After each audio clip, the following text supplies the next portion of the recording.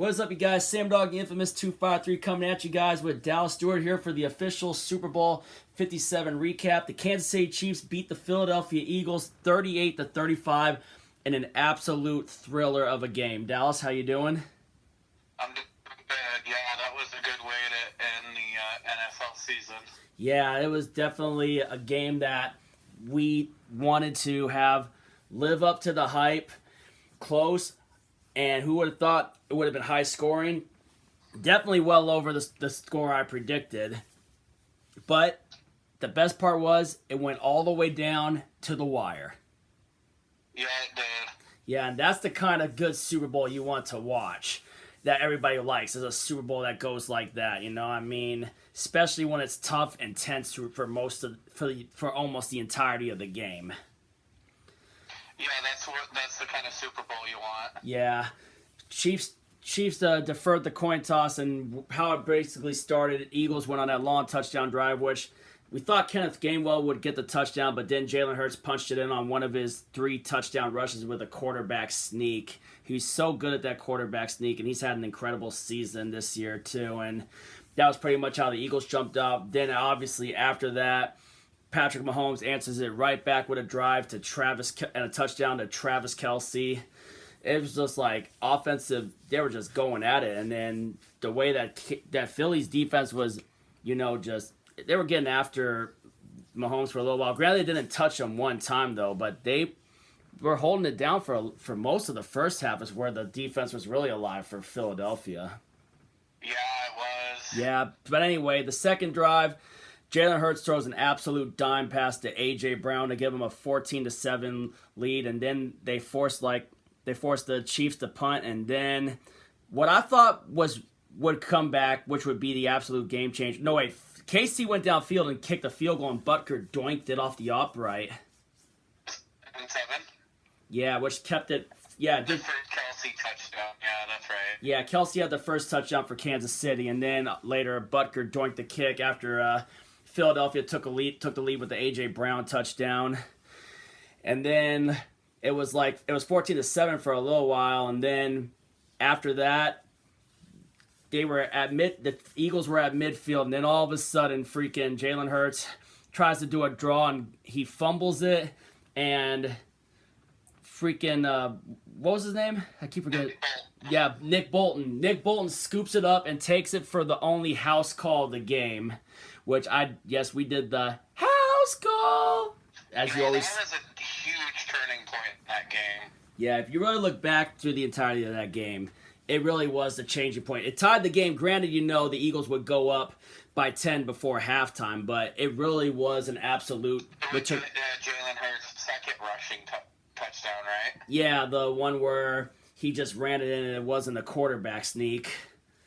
Yeah, and then they got a field goal right before half. Yeah, and Patrick Mahomes. Yeah, and that was after we thought Patrick Mahomes got that same ankle ripped again, which it looked like. I thought for sure when Mahomes was down like that, I was thinking to myself, man, he got to be thinking, thank God it was a third down play where it happened, because then he got a little bit of rest and got taped up before they went to halftime, and then coming out of halftime, Chiefs start out with the ball, and Mahomes just put the team on his back, and he was hitting pass plays to Travis Kelce, and Kelce had a pretty crazy catch on one of those plays where that ball was so low to the ground, but he was able to catch it while it was still in the air, and then just willed him downfield and was able to and I think that drive capped off with a Isaiah Pacheco touchdown. Yeah, to cut it to 3. That was a huge drive because I thought the Eagles really could have pulled away there. Yeah, they really could have. I mean, but we're talking about the first possession of the second half. Chiefs had the ball first, and they went on that long drive. And they got themselves right back into the game. Yeah, big time with that. And then the score was pretty much it was 24-21, and then they later hold the Eagles to a field goal to make it. That was huge because the Eagles had almost an 8-minute drive. Yeah, and holding that field goal was big time, which made it 27-21 for the most part for a while, and then after that, Kansas City. I thought Kansas City really should have had 2 defensive touchdowns because of that one catch by Miles Sanders, and then I think the same guy that had the scoop and score popped him, and then he scooped it up and took it to the house. Granted, it got reviewed, and they said pretty much that it wasn't. He didn't like make a foot. It kind of almost looked like Miles Sanders made a football move. It was pretty close on that one though too, so they ruled it incomplete. But that one looked close to being that he made that football move, you know. And yeah, that was such a kind of bang bang play. Yeah, it really was. But the hit was crazy though, man. The hit was crazy. Yeah. What else do you think? So then after, was that the same drive they held the Eagles to a field goal?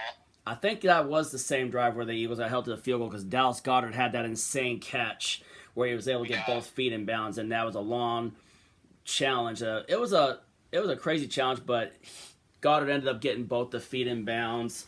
And then after that, the Mahomes gets the ball back and drives him downfield, and I think that was where he hit. That was wait, was that the one where they? Yeah, that was it Kadarius Toney? Yeah. Yeah, he hit Kadarius Toney wide open for the touchdown and pretty much gave Kansas City the lead, and then Philly goes on that drive and no wait, Chiefs were in the lead for a little while, and then after that they get a stop and go, and then Kadarius Toney takes the punt return all the way down to the 5-yard line, and then Mahomes hits Sky Moore for that easy walk-in touchdown. Yeah, to go up 8. And then after that, pretty much it was time for Jalen Hurts to answer back, and he put together arguably the best drive of the season. Got it all the way down there, and then took it in for his 3rd rushing touchdown, setting a Super Bowl record for most rushing touchdowns by a quarterback in a Super Bowl. Obviously, 2 of which were his quarterback sneaks, and then he basically willed himself in on the 2-point conversion to tie the game. The game was just bang, bang, back and forth, and that game to me, it was probably the best Super Bowl since Nick Foles outdueled Tom Brady. Yeah, it definitely lived up to the hype. It was definitely a thriller for sure. Yeah, and then pretty much after that, how much time was left after the? I think there was like 5:15 left. Yeah, and the Chiefs had the ball, and then they went down on that long drive, and then they were pretty much chewing up the. No wait, didn't the Eagles get the ball back during some part of that? I was trying to remember that. I think the Chiefs had the ball pretty much the final 5:15.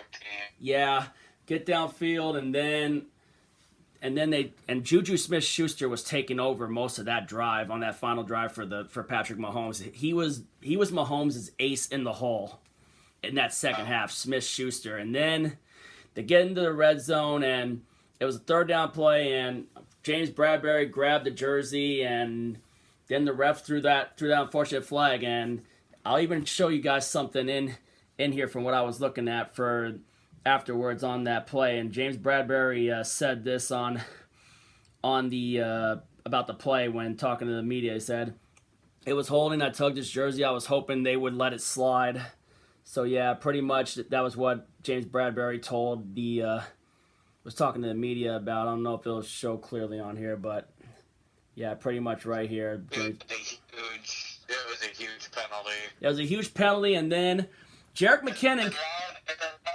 Chiefs to pretty much run the clock all the way down. Yeah, and Jerick McKinnon could have had an easy walk-in touchdown on one of the plays where he ran it, but I'll tell you what, it was smart thinking on his part to knee it at the 1-yard line to be an easy chip shot. Well, they were already in Harrison Butker easy chip shot field goal range either way, but it was smart to be able for him to do that to burn the clock. I mean, he could have had a touchdown in the Super Bowl, which probably was his dreams, but he did it for the team, which obviously was a smart decision. Needed in bounds, and I would say Sirianni's timeout usage in the second half pretty much killed him near the end right there. Yeah, it did. Yeah, because I think didn't they challenge a play on that as well, or not really? Yeah, I thought they lost a timeout on a challenge. Yeah, I think that wasn't it in the. I think it might have been in the first half though. Who knows? Screw it. But still. And then they get the field goal and then burned the clock all the way about down to like 10, 11 seconds, and then they do the kick, and Jalen Hurts tries to do a Hail Mary, which obviously didn't even come close, and pretty much that was it. Chiefs win it 38-35, and the only one who called it, from what I saw pregame, Nate Burleson actually predicted the score and predicted the MVP right. Nate Burleson actually called it. He predicted the correct score.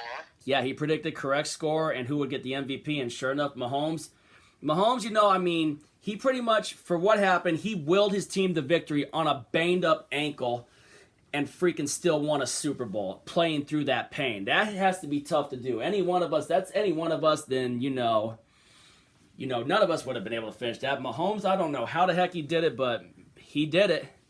I mean, we kind of slept on him a bit, but he showed why he's not to be slept on. I mean, he did. He pretty much.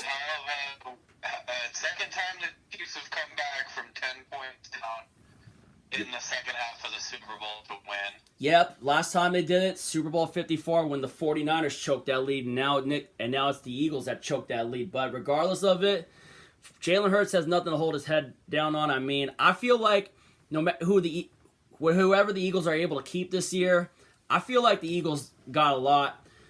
I think they might make another. They could make another run in the next couple of seasons, depending on who else. I think they're probably the favorite to come out of the NFC next year. Yeah, but I don't know. Did we maybe see Jason Kelsey's last football game, and are they going to lose any of their?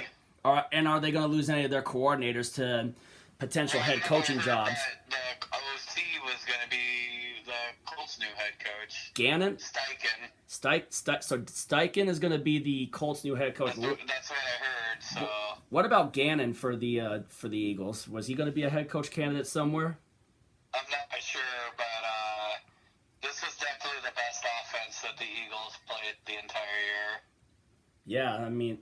And they got exposed in the second half. They did. Their defense just completely shut down, and I mean they were doing good in the first half, but then they just shut down. I mean, I don't know what the hell happened to Philly's defense to shut down like that. I mean, they had the perfect game plan, and they were really getting after it. And then when obviously the offense had the run shut down, they were in trouble. I mean, when Kansas City shut down their run game, and then when they found the chink in the armor in the defense, Mahomes just did what he usually does: picks teams apart, drive them downfield, and gets touchdowns.